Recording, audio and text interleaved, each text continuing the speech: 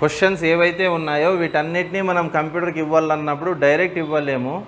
దీన్ని దేని ద్వారా ఇస్తాం? మనం ఇన్పుట్ ద్వారా ఇస్తాం. సో దేర్ బై ఇన్పుట్ని ఏమంటాం మనం? ఇట్ ఈజ్ ఎన్ మీడియేటర్ అంటాం, మధ్యవర్తి. ఎవరెవరికి? సిపియుకి, మనకి. ఇప్పుడు మనం కంప్యూటర్లో ఎంటర్ చేసే డేటా ఏదైతే డేటా ఉందో ఈ డేటా పైన ఒక్కసారి మనం దృష్టి పెడితే డిఫరెంట్ టైప్స్ ఆఫ్ డేటాస్ ఉన్నాయి. ఫర్ ఎగ్జాంపుల్ మనం ఏదైనా ఆన్లైన్ అప్లికేషన్ ఎంటర్ చేస్తున్నాం అనుకో, లేదా అప్లై చేయాలనుకున్నప్పుడు మన ఇన్ఫర్మేషన్ని టైప్ చేయాలన్నప్పుడు దేన్ని ఉపయోగించుకుంటాం? ఇక్కడ కీబోర్డ్.